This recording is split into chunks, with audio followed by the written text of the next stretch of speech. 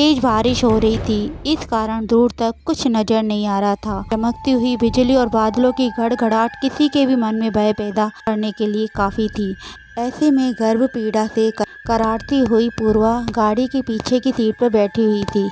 मुकुल उसे सांत्वना देते हुए गाड़ी चला रहा था। गाड़ी चलाते हुए मुकुल ने अचानक से ब्रेक दिया। सामने एक बुढ़िया खड़ी थी। अचानक ब्रेक से पूर्वा गाड़ी की सीट से नीचे गिर गई। दर्द से चिल्लाने लगी और बुढ़िया गाड़ी के पास आई और मुकुल को बोला, तेरी पत्नी तकलीफ में है। तो मुकुल हैरान हो गया कि इस बुढ़िया को कैसे पता कि मेरी पत्नी तकलीफ में है। उसके चेहरे के हाव भाव देखकर बुढ़िया बोली, परेशान मत हो।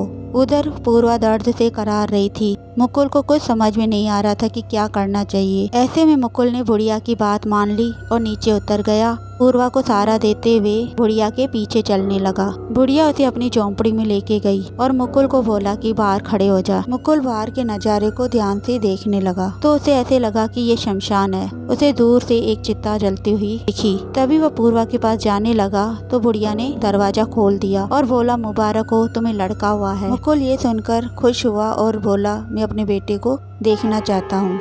बुढ़िया गुस्से में बोली, ये अब वह तेरा नहीं है, ये मेरे मालिक का दास है। और इतना बोलते ही गायब हो गई। मुकुल अंदर गया तो पूर्वा अपने बच्चे को लेकर बैठी हुई थी। मुकुल वहाँ से जल्दी जाना चाहता था, इसलिए पूर्वा और अपने बच्चे को लेकर जाने लगा। जैसे ही वह झोंपड़ी से बाहर निकला तो उसके साथ एक काला साया पर चलने के साथ बैठ गई और वह काला साया पीछे बैठ गया। मुकुल और पूर्वा को वह काला साया दिख नहीं रहा था। तभी तेज आंधी चली और बारिश पड़ने लगी, जिसकी वजह से मुकुल गाड़ी चला नहीं पा रहा था। मुकुल ने एक पेड़ के नीचे गाड़ी रोकी। तभी एक पक्षी उसकी गाड़ी पर गिर पड़ा। ये देखकर बच्चा जोर जोर से हंसने लगा। मुकुल और पूर्वा हैरानी से देखने लग गए कि अभी जन्मा बच्चा इतनी जोर जोर से कैसे हंस रहा है। तभी पूर्वा को सामने मंदिर दिखा।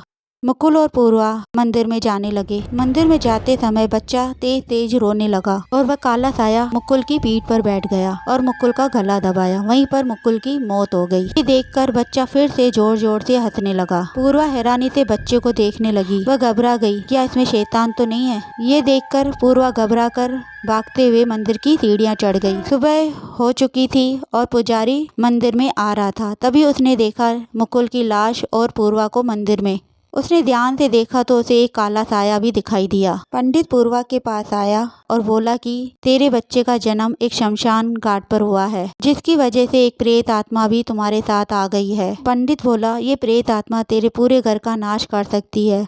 पूर्वा बहुत ज्यादा घबरा गई। पूर्वा बोली, ऐसा नहीं हो सकता। पंडित बोला, मानो या ना मानो, ये सच है कि ये बच्चा अपने घर का नाश कर देगा और इसका कोई उपाय भी नहीं है। पूर्वा बोली, कुछ तो हो सकता है पंडित जी।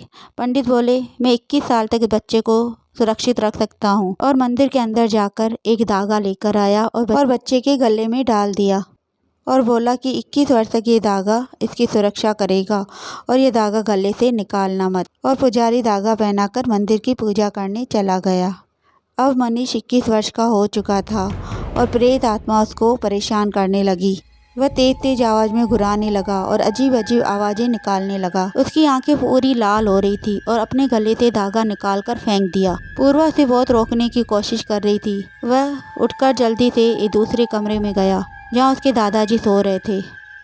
प्रेत आत्मा की वजह से उसमें इतनी ताकत आ गई थी, उसने अपने दादाजी का बेड सहित दादाजी को ऊपर से नीचे गिरा दिया और उसकी छाती पर बैठकर उसका खून पीने लग गया। तब तक पूर्वा ने पंडित जी को फोन कर लिया और वह अपने दादाजी के रूम से निकलकर वह दूसरे कमरे में जाने लगा। वह दूसरे कमरे में जा रहा था तो पंडित जी आ गए। पंडित जी जो अपने साथ जल लाया था उस पर छिड़क दिया। थोड़ी देर के लिए मनीष बेहोश हो गया और पंडित जी ने पूर्वा को बोला कि अब तुम्हारा काम है। मनीष तुम्हें कुछ नहीं करेगा क्योंकि तुम उसकी माँ हो। अभी वो दोनों बातें कर ही रहे थे कि मनीष को होश आ गया और पंडित ने जल्दी से पूर्वा को त्रिशूल दे दिया। पूर्वा को समझ में नहीं आ रहा था कि क्या करे। पंडित बोला कि तुझे अपने घर को चुनना या बेटे को, ये तेरे ऊपर है। और पूर्वा ने अपने बेटे पर त्रिशूल से वार कर दिया और वहीं पर मनीष की मौत हो गई और पूर्वा तेज तेज रोने लगी। पंडित जी बोले, समझ सकता हूँ एक माँ के दिल को, जिसने अपने हाथों से अपने बेटे को मौत की घाट उतार दिया, पर इंसानियत के नाते प्रेत आत्मा को खत्म करना जरूरी था।